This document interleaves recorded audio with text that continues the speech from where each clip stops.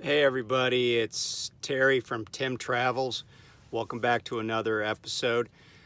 Today I'm going to give a tour of my truck. One of the viewers, NC Styles, asked if we would do a tour of the truck, including the tablet, and I'm going to try to do that, and hopefully that's of interest to everyone.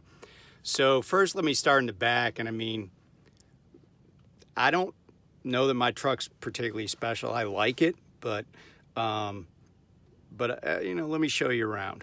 So just in the back here, got a couple of speakers up there. They're pretty cool because stereo can get kind of loud. Let me turn some lights on here for you.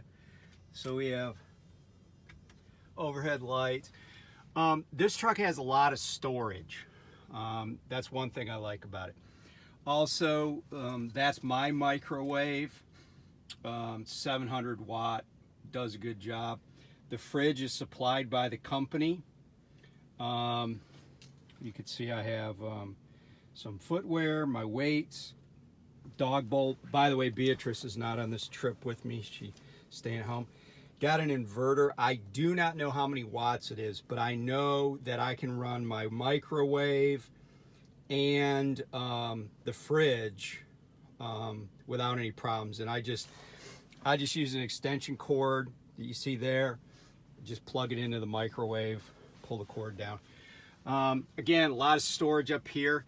What I like is I have these glove boxes above each seat.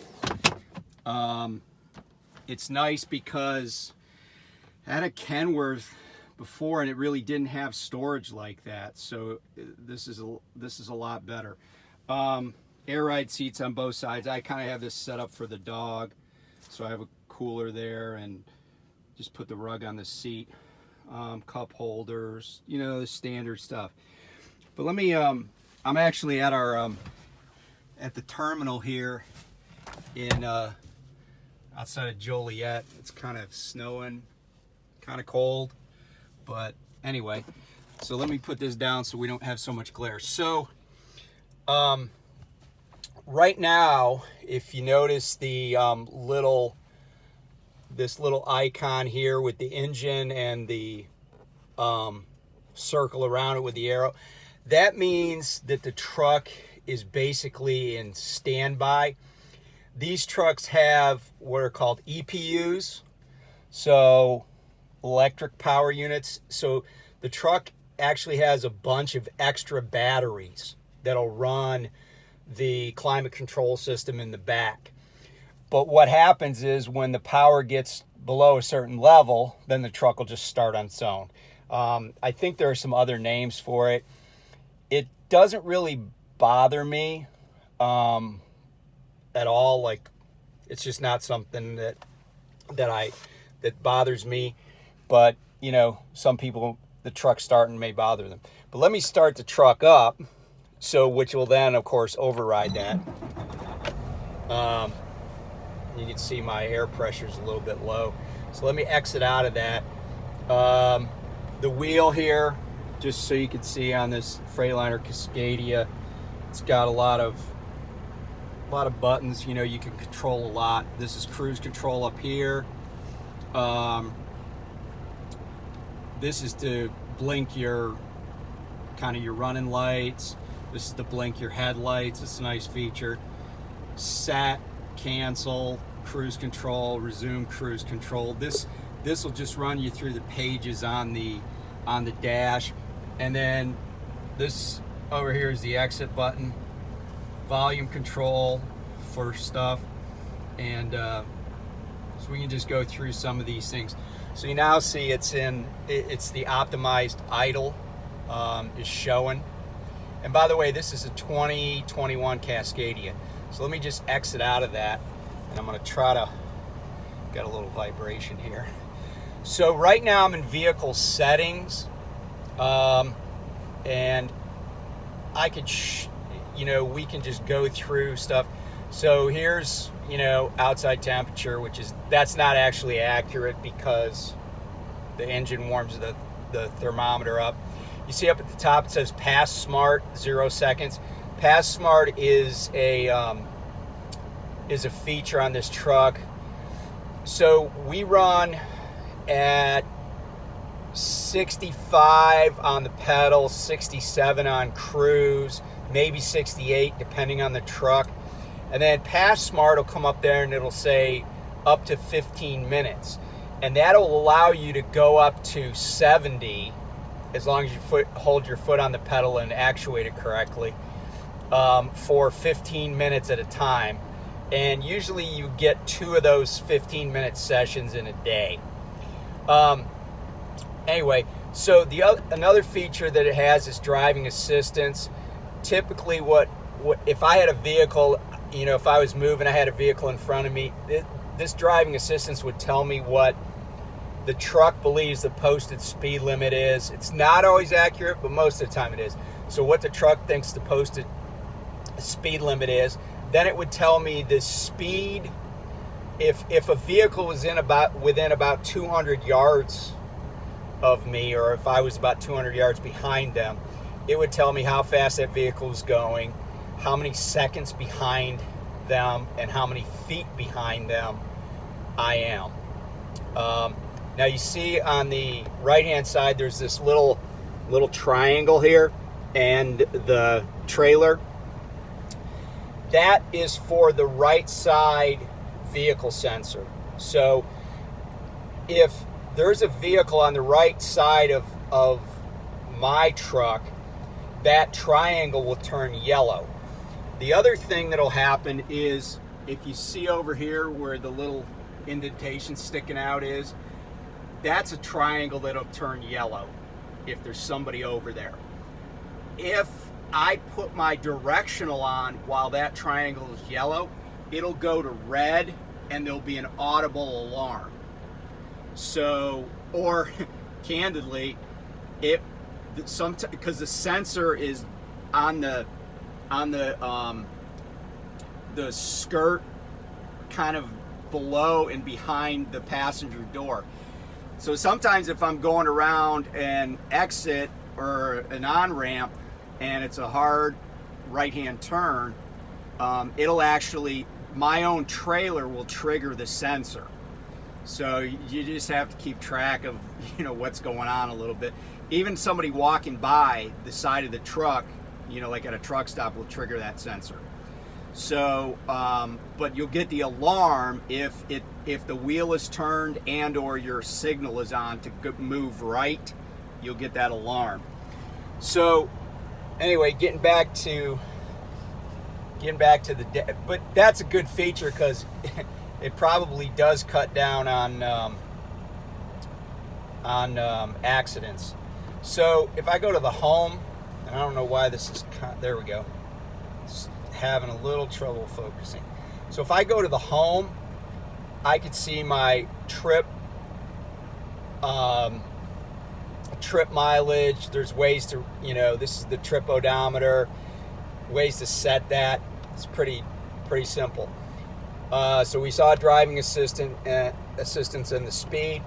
So if I go to vehicle settings, if I toggle down, I can go to my gauges. So you can see I got my oil temp, my turbo boost, my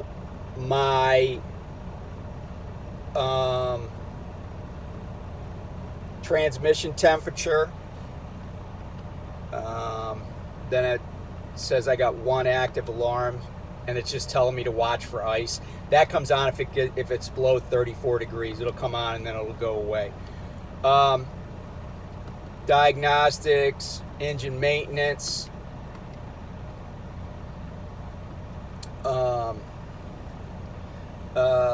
Let's see here. Oh, I know what I did wrong. So then there's my gauges. So like these are my differentials in the back on my drives, the temperatures of those. DPF, my diesel particulate filter, soot level's good. If I wanted to start a regen, I could just press OK. I've never had to do that. This will tell me if my axles are locked in, and I'll show you where the buttons are for those in a second. And then back to that main screen where I have cruise, engine idle, excuse me, and I can select, press OK and select, and I'll show you optimized idle in a minute. So let's see here. I need to go back. Whoops.